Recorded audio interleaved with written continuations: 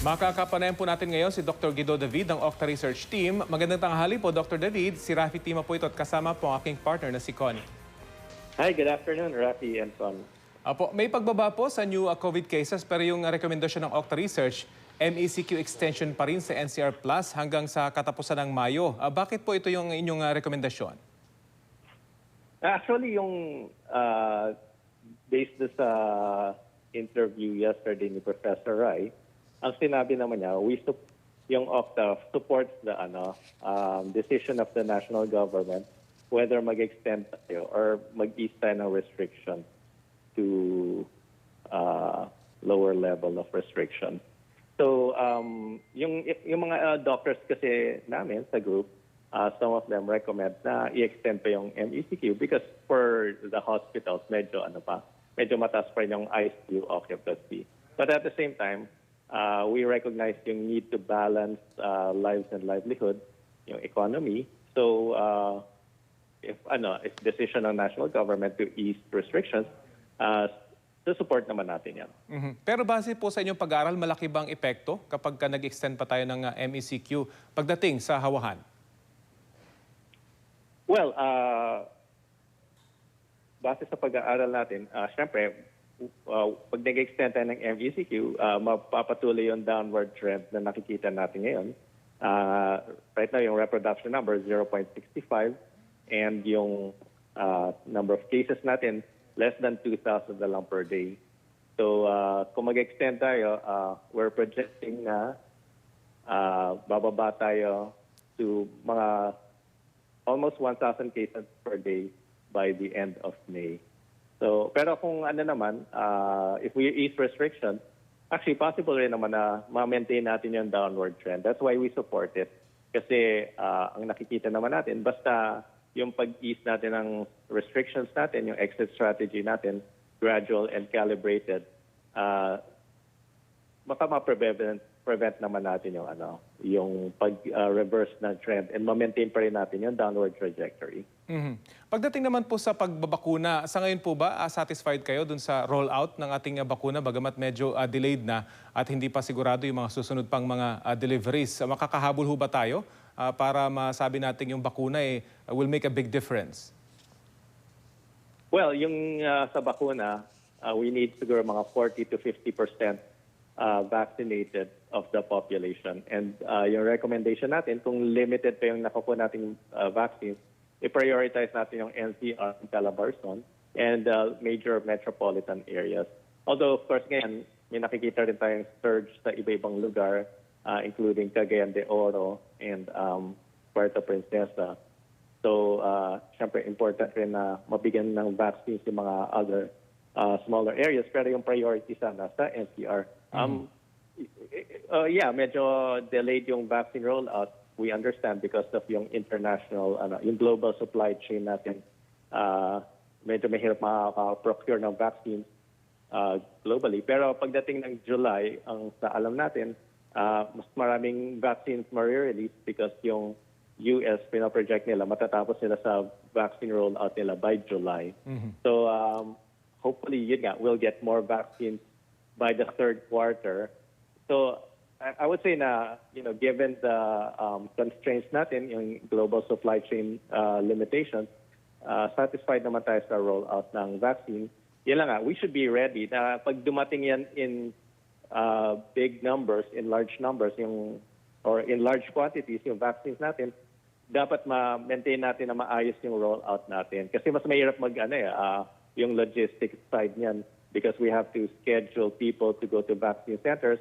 Siyempre, gusto rin natin iwasin na magkukumpul-kumpulan or maraming congregation ng tao kasi gusto natin maiwasan yung clustering para maiwasan natin yung risk of community transmission in these areas. Okay. May mga dagdag po pong tanong aking partner na si Connie. Magandang umaga po, Dr. David. At ito nga, may breaking news po tayo. Ukol pa rin po doon sa sinasabi ng DOH na meron na tayong kaso ng Indian variant dito po sa bansa. 2 cases po yan. And you have mentioned before na ito ho ay maaaring maging cause ng panibagong surge. Ano po ang inyo pong nakikita pa paano natin maiiwasan na magkaroon po tayo ng panibagong surge? Dulot pa rin po nitong sinasabing pagkakaroon natin ng Indian variant ngayon sa bansa. Well, yes, concerning na malaman natin yung breaking news na yan. Pero at the same time, wala pa namang confirmation na may community transmission. We hope na wala maging community transmission. Hindi natin alam paano nakapasok sa bansa natin. Ang pagkaintindi natin, very strict nga yung ating quarantine implementation for international travelers, mga inbound Filipinos dito, OFWs and the ROF.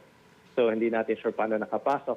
Pero kung hindi naman siya kumalat, okay lang. I mean, there will be no damage done. Ang concern natin is kung kumalat. So that's why important yung contact tracing, ma-check natin kung may mga ibang na-expose dito sa mga nag-positive sa Indian variant. Okay. As per WHO din, kasi di ba, pwede na rin matransmit ang COVID-19 sa ere o airborne. Ano ho ang malaking factor na nakikita natin dahil po dito sa sinasabi na airborne na rin ang transmission ngayon ng COVID-19?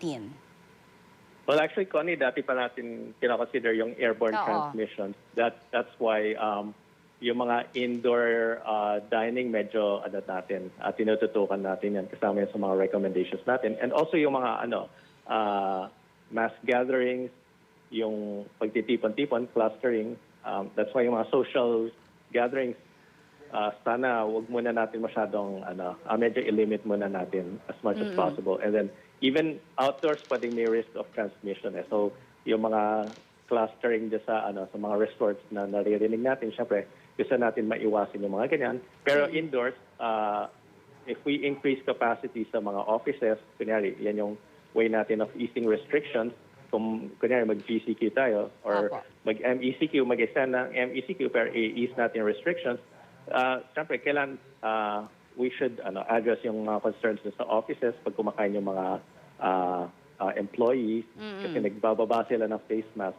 Kasi yung indoor transmission and airborne transmission, what that means is pwedeng suspended in the air yung mga viral droplets even up to several hours. And it doesn't matter kahit malayo ka, if you're sharing the same airstream, tsaka hindi nagsusirculate. That's why for mga dine-in establishments, kung mag-increase ng capacity for dine-in, maganda sana ma-address yung ventilation system, yung air circulation. So these are things na pati sa mga transport system po natin ngayon na dapat talaga maganda yung ventilation. Pero ito nga, papaano ho tayo kaya makakahabol dun sa ilang mga bansa na nakikita ho natin, kinainggitan natin, ba?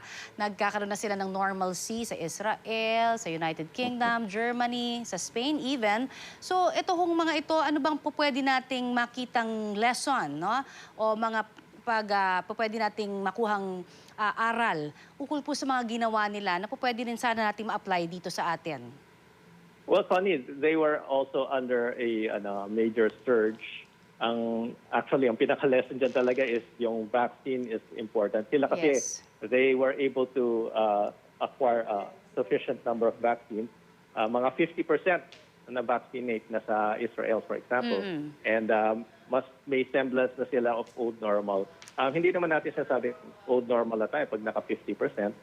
We will still require face mask kasi yung mga na-vaccinate, pwede pa sila maging carrier. That's why we should still be careful. Pero yan, pag dumating na yung vaccines natin by the third quarter, kunyari, yan nga, naka 50% na tayo sa NCR plus and surrounding regions, mas talagang mapapabilis na natin. I mean, in fact, hindi lang mapapabilis. We would be on the way to full recovery and yung confidence sa mga taong lumabas, babalik na. Ayun, I mean, our recovery will be there. Kulang na lang yung i-vaccinate natin mga minors. And so yung lesson dyan, importanteng vaccination, mababala naman yung risk for vaccination.